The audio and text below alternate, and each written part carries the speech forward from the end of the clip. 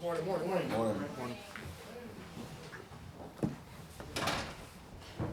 Ask you again, do you have any clarity on what's happening next year about your job status?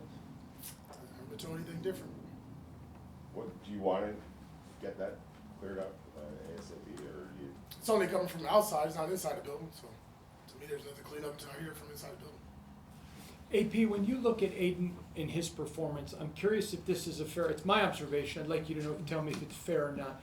You haven't seen enough, in my opinion, to determine whether he's a QB1 or not, but certainly deserves to be in the competition. Would you agree with that? And do you need to go forward and keep looking till you know you have the guy? Well, I think with Aiden, I think what you're seeing is somebody that's finally played 17 games, right? That was his 7th game as a starter. I think you got to look at just the whole platform of it. Not one time has he went in as a day one starter, right? He's been either thrown in the game or coaching change or bench quarterback. So what does that look like maybe when he has a whole offseason as the guy? So I think a lot of guys are going into that evaluation.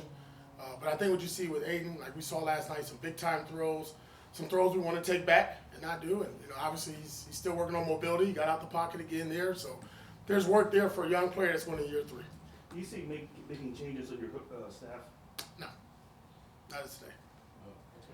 Got a big picture, not just roster or coaching staff, but what do you think you guys need to do to move forward to help turn things around? Got to get better players. Got to coach better.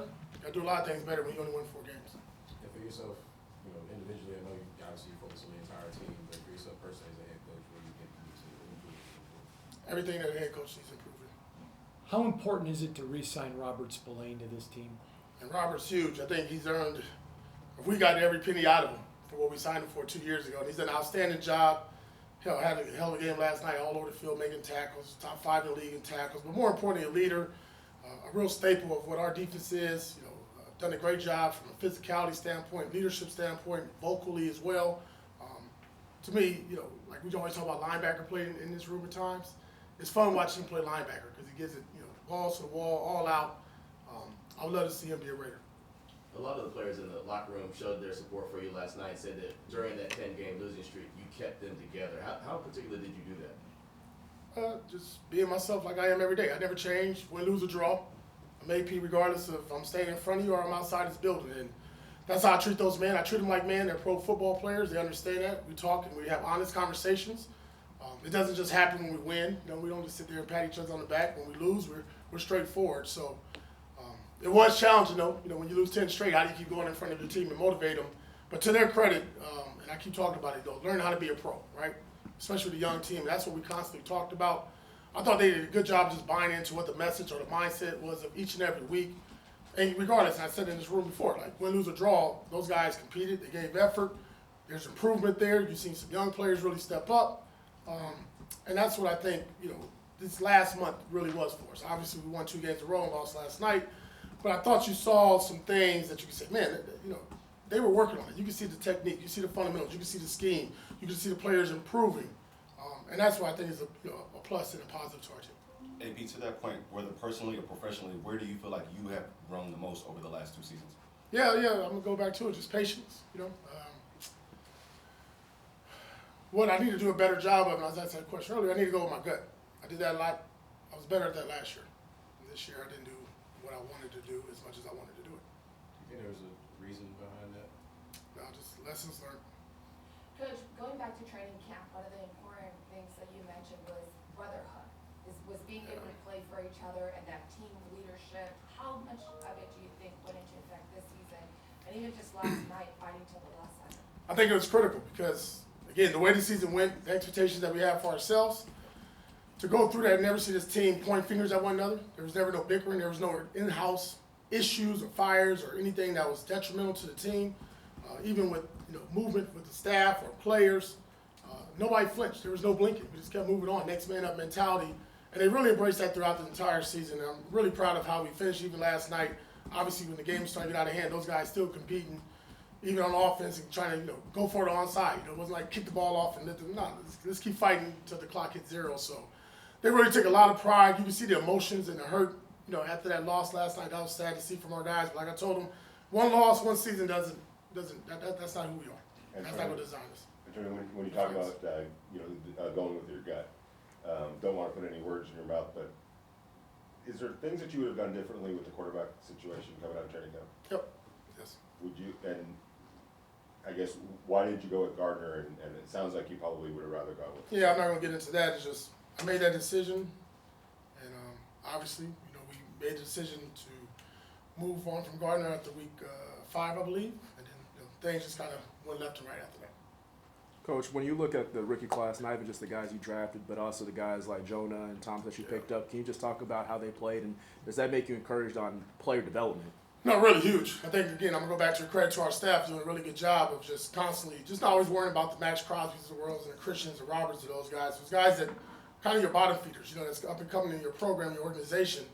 And when you get players from outside, like Jonah from Indy and Zach from Cincinnati, there's a lot that goes into it, right? It's just not just scheme, it's technique, it's culture, it's the foundations, the things that we're working on in training camp and OTAs and mini camp. And what I'm really proud of is what is built really for our team is depth.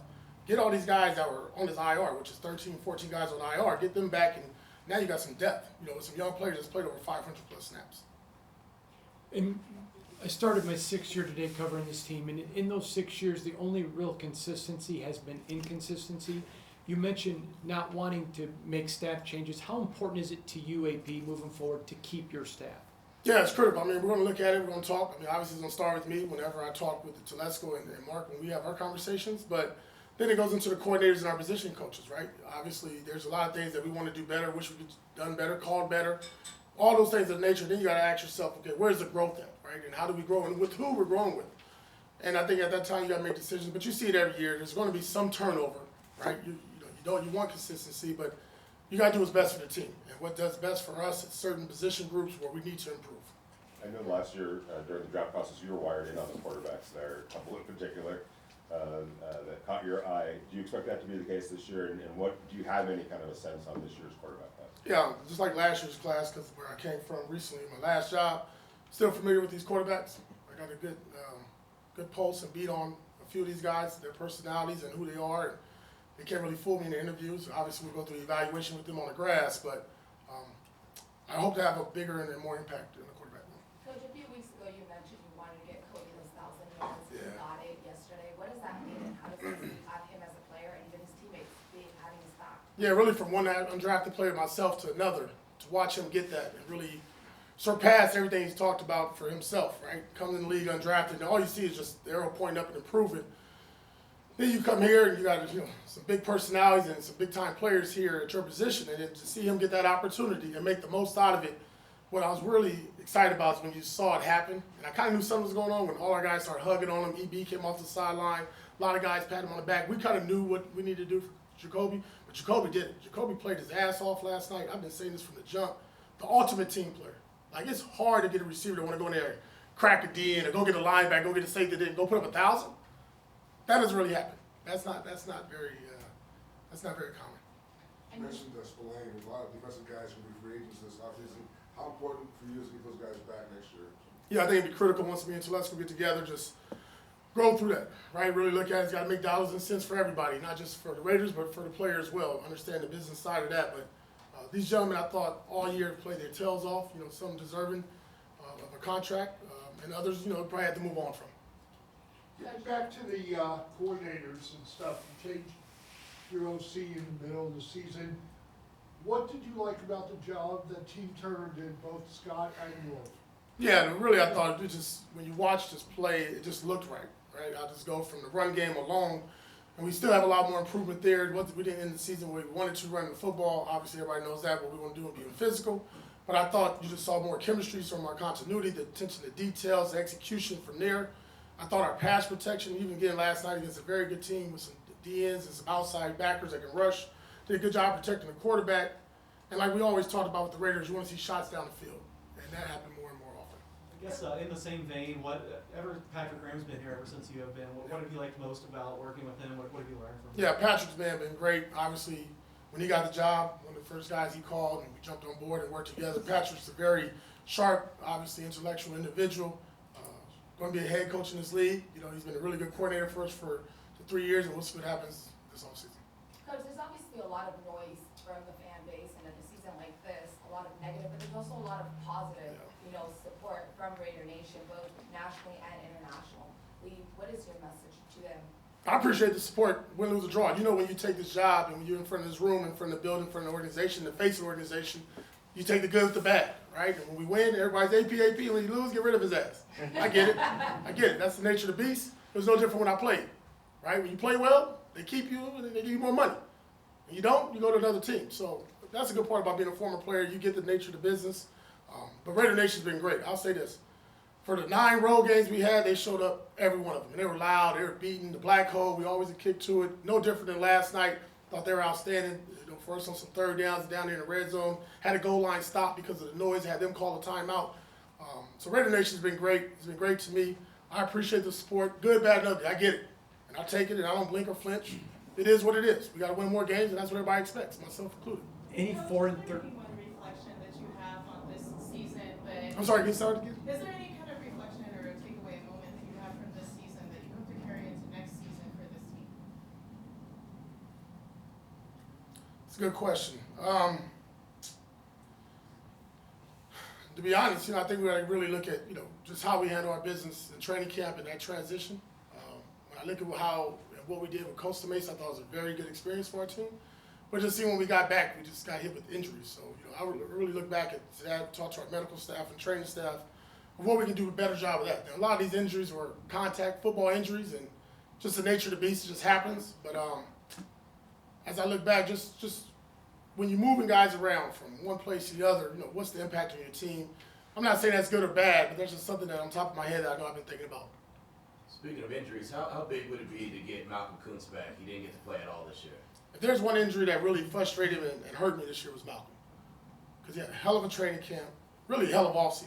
Then we go in training camp, and he's looking really, really good.